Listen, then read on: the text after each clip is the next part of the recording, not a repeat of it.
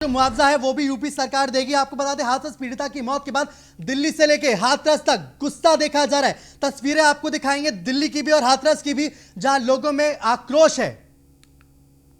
एक दिल्ली की तस्वीर है जहां पे चंद्रशेखर उर्फ रावण जो है वो अपनी राजनीति साध रहे हैं, प्रदर्शन कर रहे हैं। वहीं हाथरस की बेटी की मौत के बाद हाथरस के लोगों में जम के गुस्सा देखने को मिल रहा है। दो तस्वीरें आपको दिखा रहे हैं प्रदर्शन की। इनकी आवाज से आप समझ सकते हैं किस कदर गुस्सा इस वक्त जनता के बीच है।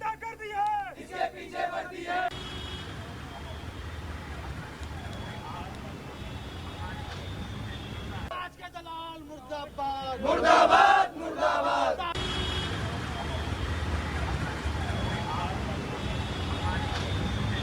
आज के दलाल मुर्दाबाद मुर्दाबाद मुर्दाबाद। तानाशाही नहीं चलेगी नहीं चलेगी। इस पूरे मामले पे सियासत भी जम के हो रही है। क्या कुछ कहना है सियासी दलों का, देखिए। हाथरस की घटना ने एक बार फिर उत्तर प्रदेश को देश और दुनिया के सामने शर्मसार किया है। हाथरस में दलित युवती के साथ जो 14 तारीख को गैंगरेप हुआ, उसकी जीभ काट दी गई, उसकी रीढ़ की हड्डी तोड़ दी गई और पुलिस ने छेड़खानी का मुकदमा लिखा, सिर्फ इसलिए क्योंकि जो दबंग थे वो सत्ता प्रमुख के बिरादरी के हैं। जब बाद में दबाव बढ़ा तब पुलिस ने अलग से मुकदमा में धाराएं बढ़ाई। आज वो बेटी हमको आपको छोड़ के चली गई, उसकी मौत हो गई। इसके जिम्मेदार कौन है? इसके जिम्मेदार योगी जी खुद आप हैं। हमारी बहन की मौत नहीं हुई है, उसकी हत्या हुई है, सरकार ने कराई है। हमने एम्स की मांग की थी, सरकारी अस्पताल के जिले के सरकारी अस्पताल में वो 14 दिन तक लड़ती है अपनी जिंदगी के लिए। यहाँ आते एक रात में हायर सेंटर है, यहाँ तो उसको रिलीफ होना चाहिए था, यहाँ तो उसमें इम्प्रूवमेंट होना चाहिए था। वो उसकी जान कैसे गई? कल हमारे लोगों को हॉस्पिटल से बाहर निकालकर रात में सरकार ने षड्यंत्र करके उसकी राजनीतिक हत्या कराई है। हम इसमें सीबीआई जांच की मांग करते हैं। हम मांग करते हैं कि ऐसे दरिंदों को, ऐसे बहसियों को फांसी की सजा, सरकार फास्ट ट्रैक कोर्ट में मुकदमा चलाकर उनको फांसी दे और पीड़ित परिवार को सुरक्षा की भावना है, वो हमसे कह रहे हैं, उनको सरकारी आवास जो है अलॉट किया जाए शहर में, जो अपनी जान की सुरक्षा कर सके, इस न्याय की लड़ाई को आगे बढ़ा सके।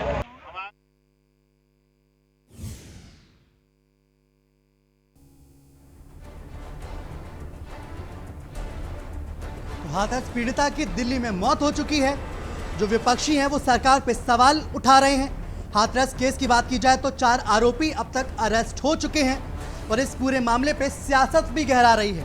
अभी आपने सुना चंद्रशेखर उर्फ रावण को सरकार पे हमला कर रहे हैं। वहीं प्रियंका गांधी ने पीड़ित परिवार से ना सिर्फ बात की है बल्कि उनसे मिलने भी जाएंगी। इससे पहले भी अलग अलग जब पीड़ित जो केसेस होते हैं उसके बाद राजनीतिक दल उनके घर जाने की कोशिश करते हैं, बीच में रोक दिया जाता है, एक नई सियासत शुरू हो जाती है।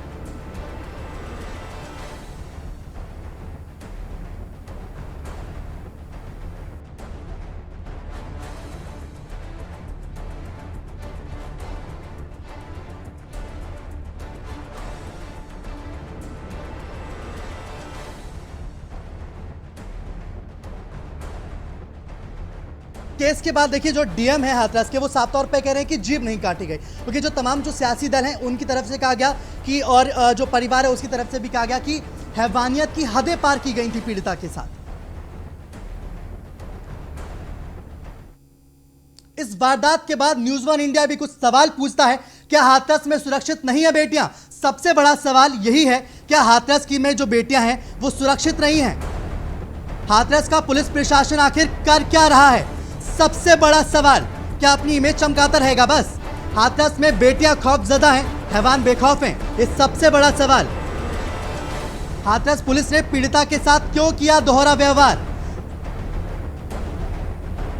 ऑपरेशन दुराचारी के ऐलान के बाद पुलिस प्रशासन क्यों नहीं है मुस्तैद? यूपी के एनकाउंटर स्पेशलिस्ट पुलिस बेटियों को सुरक्षा देने में नाकाम है क्या? क्या हाथरस की निर्भया को इंसाफ मिलेगा? किसके दबाव में आरोपियों को बचा रही थी पुलिस? देखिए जो हाथरस पुलिस है सवालों के घेरे में है। क्या एसपी विक्रांत वीर से जिला संभल नहीं रहा है? ये सबसे बड़ा सवाल। और इसी सवालों के साथ अलग अलग शहरों में भी हम जाएंगे जहां से हमारे संवाददाता तो कानपुर से सूरज पांडे हमारे साथ जुड़ चुके हैं। कानपुर से सूरज पांडे हमारे साथ जुड़ चुके हैं। सूरज, कानपुर की बेटियां आपके साथ हैं, उनसे पूछिए हाथरस में जिस तरीके से, बिल्कुल सूरज, हाथरस में जिस तरीके की वारदात हुई और उसके बाद जो हाथरस की बेटी है उसकी मौत हो गई दिल्ली के अस्पताल में, क्या कुछ कहना है कानपुर की बेटियों का, बात कीजिए।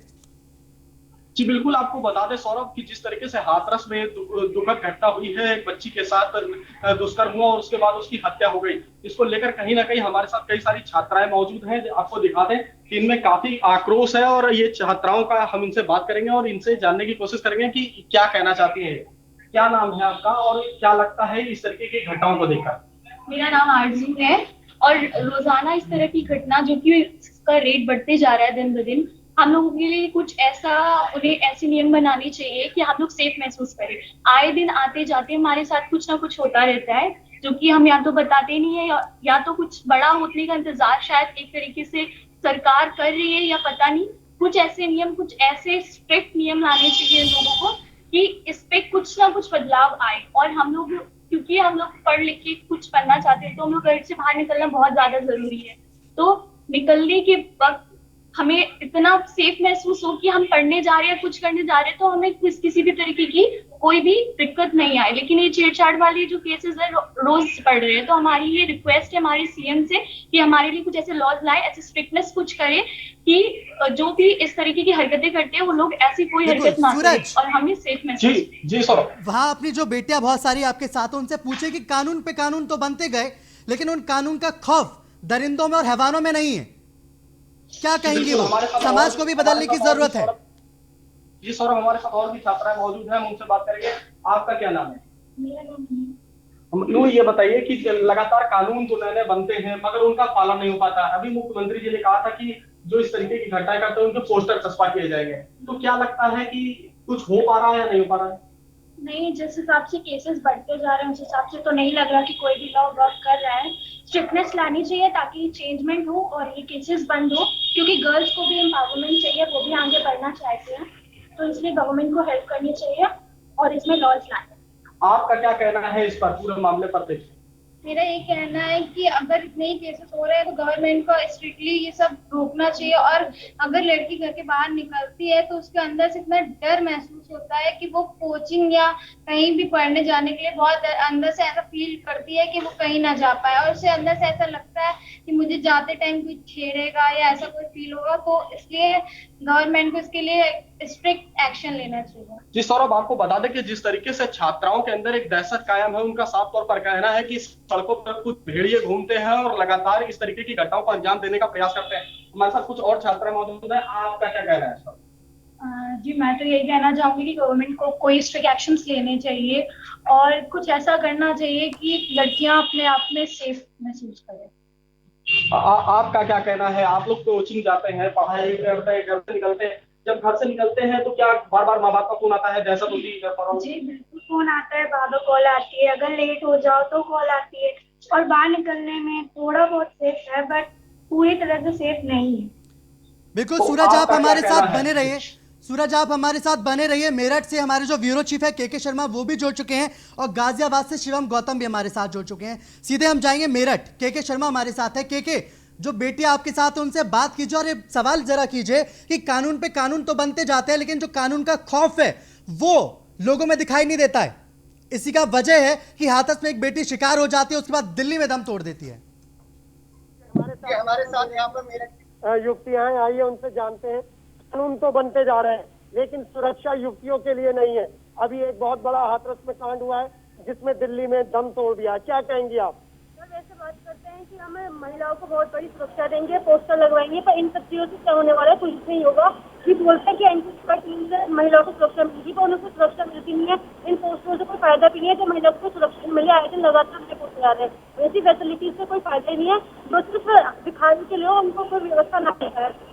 क्या मांग करेंगे आप जिस तरीके से यहाँ पर बच्चियों के साथ और युवतियों के साथ ये रेप जैसी घटनाएं हो रही हैं? देखिए, सुरक्षा की बात तो बहुत लोग करते हैं और अभियान भी बहुत चलाए जाते हैं, जैसे पोस्टर वाला आया, पर वो कायम नहीं रह पाते, कंटिन्यूशन में नहीं रह पाते। 2 दिन कार्रवाई होती है और उसके बाद नहीं होती है। तो इसलिए ये नतीजा है कि गैंग रेप होते हैं और जैसे अभी हमारे सामने एग्जाम्पल है कि गैंग रेप भी हो, उसके बाद उसे मार भी दिया गया, तो ये अपने आप में बहुत बड़ी बात है। और हम at the end of the day हम लड़कियां डरी रहती हैं, चाहे कितनी भी बड़ी डेजिग्नेशन की चले जाए, पोजीशन की चले जाए, बट हम at the end of the day हमें ये रियलाइज कराया जाता है, एहसास कराया जाता है कि हम लड़कियां बेटियां अकेली। क्या मांग करेंगी आप ऐसे दरिंदों के खिलाफ? मांग सिर्फ यही रहनी चाहिए, यही होगी कि अच्छे जो कानून बनाए जा रहे हैं, उनका जो लॉज बनाए जा रहे हैं, रूल्स बनाए गए, उनका पालन किया जाए, सख्ती से पालन किया जाए और पुलिस भी इस मामले में सख्त कार्रवाई करे। जी हाँ, तो कुछ और लोग हैं हमारे साथ। जी बताइए, जब घर जाती हैं डर लगता है, कानून काफी है क्या? सर कानून काफी है, ये तो सबको देखने में आ ही गया है कितना कानून काफी है। बिल्कुल क्या आप हमारे साथ बने रहिए, हम सीधे जाते हैं गाजियाबाद। शिवम गौतम हमारे साथ हैं। शिवम, आपके साथ भी कई बेटियां मौजूद हैं, उनसे पूछिए कितना सुरक्षित महसूस करती हैं वो जिला गाजियाबाद में। देखिए, जिस तरीके से बेटियों के साथ उत्तर प्रदेश में अत्याचार की घटनाएं बढ़ रही हैं, लगातार आपराधिक घटनाएं हो रही हैं, उसको लेकर कहीं ना कहीं आज जो लड़कियां हैं उनमें रोष है। हमारे साथ कुछ बातचीत करने के लड़कियां हैं। मैम, जिस तरीके से लगातार उत्तर प्रदेश में बच्चियों के साथ बलात्कार हो रहे हैं, छेड़खानी जैसी वारदात होती है, हाथरस में भी यही देखने को मिला और आज करीब 15 दिन बाद उस बेटी ने दिल्ली के अस्पताल में दम तोड़ दिया। क्या महसूस कर पाती हैं आप उत्तर प्रदेश में अपने आप? इस तरह की जो घटनाएं हैं उनसे ऑब्वियसली जो गर्ल्स हैं या फिर वुमेन पावर है, हमारे जो मोदी जी हैं जो अब यूपी के जो सारा होता है, लेकिन इस तरह की जो घटनाएं ऐसी घटनाएं सामने आती है तो जो चीजें हैं बोली जाती है, कहीं ना कहीं उसका एक नहीं होता, क्योंकि अगर बोला जा रहा है कुछ, लेकिन अगर सेफ ही मिले तो क्या बढ़ाना और क्या करना, इस तरह की घटनाएं हमेशा सरकार है। और कहीं ना कहीं वुमेन एम्पावरमेंट जो लेकिन नारा जो बोला जाता है, अगर सेफ नहीं होगी तो कैसे आगे बढ़ सकता, कैसे और कैसे उन चीजों को आप इम्प्लीमेंट कर सकते हो। तो ऑब्वियसली ये जो घटनाएं है सारी, इस तरह की घटनाएं बहुत शर्म, और जो कानून है उसको बहुत ही ज्यादा सख्त कदम उठाने की बहुत जरूरत है। अकेले में घर से बाहर निकलने में डर लगता है?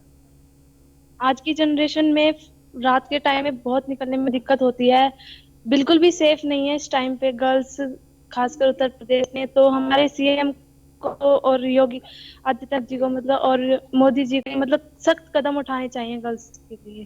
देखिए, कहीं ना कहीं जो लड़कियां हैं उनमें साफ तरीके कहना है कि अकेली वो सड़क पर नहीं निकल सकती हैं। मुख्यमंत्री को कहीं ना कहीं सख्त कानून बनाने की साफ जरूरत है, क्योंकि जिस तरीके से लगातार महिलाओं बच्चियों के साथ आपराधिक घटनाएं बढ़ रही हैं, हालांकि लगातार मुख्यमंत्री उत्तर प्रदेश सरकार तमाम दावे जरूर कर रही है बच्चियों की सुरक्षा के लिए, तमाम ऑपरेशन चलाए जा रहे हैं, चाहे वो एंटी रोमियो स्क्वाड हो, चाहे वो ऑपरेशन दुराचारी हो, पर कहीं ना कहीं ये जो ऑपरेशन है वो असफल होते हुए महसूस दिख रहे हैं। जी बिल्कुल बिल्कुल शिवम, सीधे चाहते हैं कानपुर। सूरज पांडे हमारे साथ जुड़े हुए हैं। सूरज, तो साफ तौर पे कहा जाए, जो अभी गाजियाबाद की बेटियों को भी आपने सुना होगा, उनके अंदर भी एक डर है। बेटियां खौफजदा हैं और हैवान जो हैं वो बेखौफ हैं। पुलिस की कहीं ना कहीं चूक है कि बेटियों को विश्वास दिलाने में वो नाकाम है कि वो सुरक्षित हैं। बिल्कुल सौरभ, जिस तरीके से आपको बताते कि यूपी सरकार ने आते ही साफ तौर पर ये कहा था कि जो मंचले हैं उनके खिलाफ एंटी रोमियो स्क्वाड का गठन किया, और उसके बाद उन्होंने जिस तरीके से 2 दिन पहले ही मुख्यमंत्री ने कहा था कि जो मंचले हैं और जिस तरीके की घटनाएं करते हैं उनके बड़े बड़े पोस्टर चस्पा किए जाए। मगर साफ तौर पर कानपुर पुलिस की बात करें तो एंटी रोमियो स्क्वाड की बात करें तो कानपुर में एक्टिव नजर आता है। जी आपको बता दें, वही मैं बताने जा रहा हूं कि कानपुर में एंटी रोमियो स्क्वाड पूरी तरीके से नदारद है। और जब हमने इसमें कई सारे पुलिस कर्मियों से बात की कि एंटी रोमियो को आखिर कहां पर है, तो उनका ये साफ तौर पर कहना है कि कोरोना काल चल रहा है, इसलिए लोग अपने घरों में हैं, इसलिए एंटी रोमियो स्क्वाड जो है वो पूरी तरीके से निष्क्रिय हो चुकी है। कोरोना काल है तो बेटियां शिकार बनती रहेंगी और फिर दिल्ली के अस्पतालों में दम तोड़ती रहेंगी। हमारे साथ छात्राएं मौजूद हैं, हम इनसे ही जानते हैं, क्या आप लोग जब कोचिंग जाते हैं तो कहीं पर एंटी रोमियो स्क्वाड की टीमें आप लोग को नजर आती है? जी बिल्कुल, ये ऐसा रोज तो आए दिन देखने को मिल जाता है कि कुछ लोग जिनमें ऐसे खड़े कुछ लड़के और छेड़छाड़ कर रहे हैं, बुरे बुरे कमेंट्स पास कर रहे हैं लड़कियों पे, आते जाते लोगों पे। तो इन लोगों को रोक लगाने के लिए हमें या हमारी सरकार को, हम अपनी बचाव अपना खुद कर सकते हैं, लेकिन तभी भी कुछ ऐसे लॉज बनाने चाहिए कि हमें ये नौबत ही ना आए। ऐसे लोगों को, ऐसे काम करने वाले लोगों को फांसी की होनी चाहिए। आप छात्रा हैं, आइए बताइए, आप कोचिंग जाती हैं तो क्या आपको कभी एंटी रोमियो स्क्वाड की टीमें मिली, आपके पास आई, उनसे बोला कि आप बताइए किसी ने आपसे छेड़छाड़ की, कभी ऐसा हुआ? लेकिन मतलब आए दिन जब देखते हैं कि जैसे लड़कियां सड़क पे निकल रही हैं तो वो लोग छेड़छाड़ करते रहते हैं। मतलब हम लड़कियों के लिए सड़क पे निकलना भी दुर्भर हो गया है, और मतलब वो लोग इतना परेशान कर देते हैं कि कुछ हम लोग कर ही नहीं सकते। और हम लोग के माता पिता भी हम लोग पे ऐसी पाबंदी लगा देते हैं बाहर निकलने में आप घर से निकलते हैं तो माँ बाप क्या बोल के कहते हैं कि बेटा घर कितनी जल्दी आ जाना, क्या बोलते हैं? जितनी जल्दी हो सके उतनी जल्दी आना। फिर कई बार ऐसे हो ही जाता है कि लेट वेट हो जाए। और जैसे हम लोग आपने बताया कि एंटी ड्रोन स्पॉट, तो ऐसा कुछ नहीं नजर आता है। अगर नजर आता भी तो वो लोग अपनी ही बातचीत में लगे रहते हैं, या तो अभी कुछ हो रहा होता है तो बस जाकर देखते हैं, फिर उसके बाद कुछ करते हैं और फिर बस वो मामला ऐसे शांत हो जाता है। तो ऐसे तो फिर लड़कियों का निकलना सेफ है नहीं। तो इससे मेरा निवेदन है कि वो इस चीज को देखिए और इस पे रोक लगाएं जल्द से जल्द, जितनी जल्दी हो सके।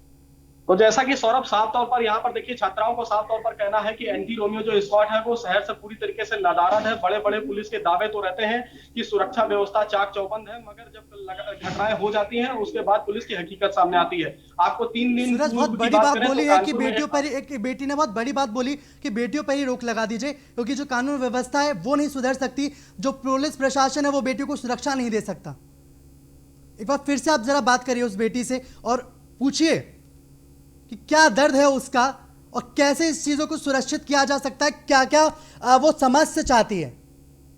जी बिल्कुल।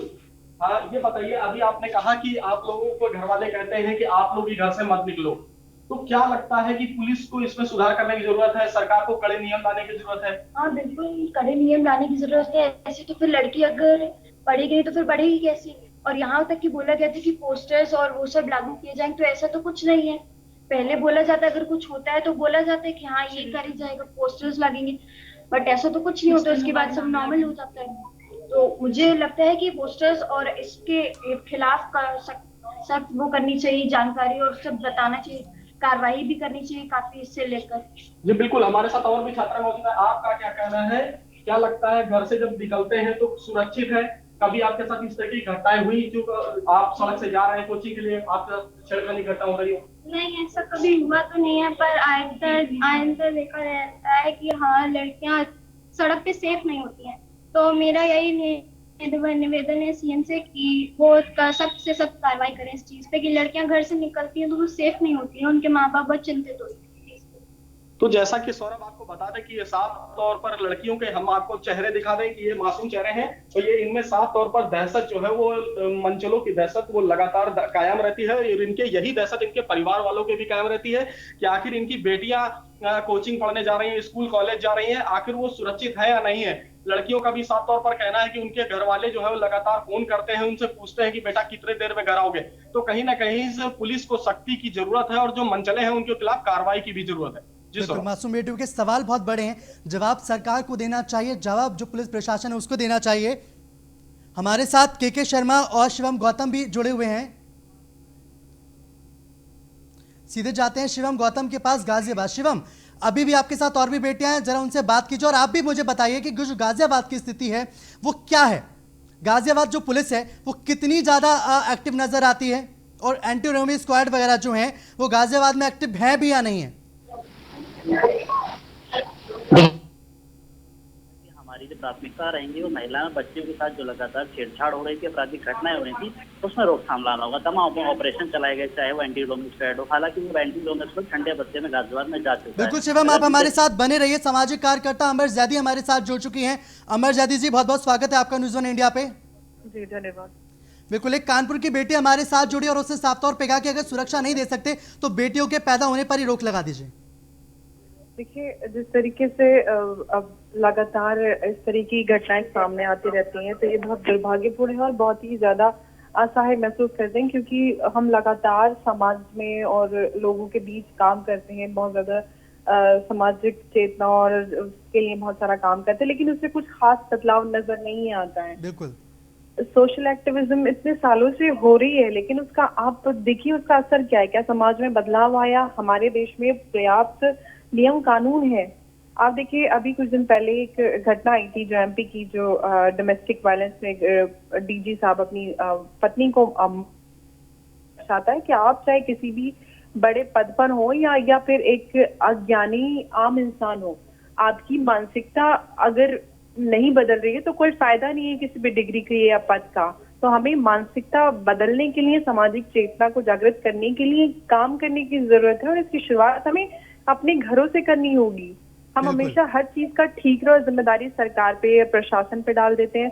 प्रशासन कानून बना सकता है, लेकिन समाज में जो चीजें घटित हो रही हैं उनको किस हद तक कंट्रोल किया जा सकता है?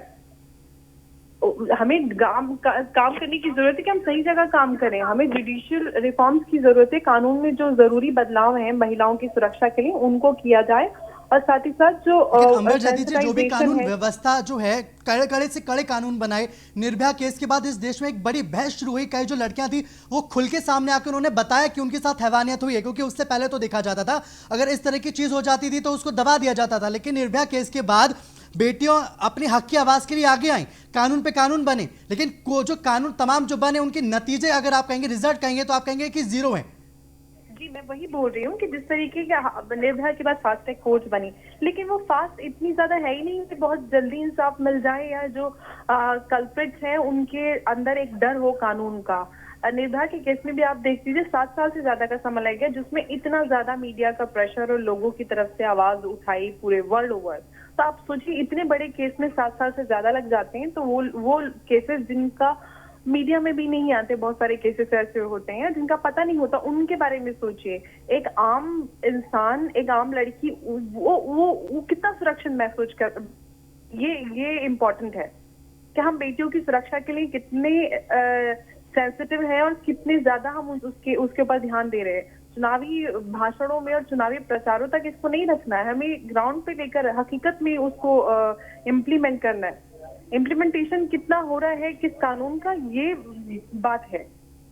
बिल्कुल, देखिए पुलिस की भी हमेशा जो भूमिका है वो भी संदिग्ध होती है, सवालों के घेरे में आती है, और हाथरस पुलिस भी सवालों के घेरे में।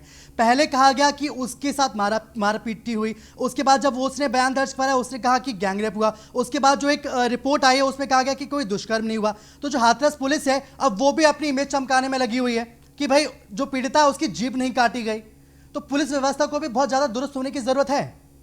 कि पुलिस रिफॉर्म्स की जरूरत है, जुडिशियल रिफॉर्म्स की जरूरत है, प्लस सामाजिक चेतना की, जिसको हम सेंसिटाइजेशन बोलते हैं, जेंडर जस्टिस की बात करते हैं, कि ये काम करने की हमें जरूरत है कि हम सही दिशा में सही काम करें। सिर्फ सामाजिक हम उसकी बात करें कि लड़कियों को सेल्फ डिफेंस ये करा दें वो करा दें, उससे नहीं होने वाला। एक लड़की को आप सेल्फ डिफेंस ट्रेनिंग करा भी दें तो अगर 4 आदमी उस पर अटैक करे तो वो कैसे कंट्रोल कर सकती है, कैसे डिफेंस कर सकती है अपना।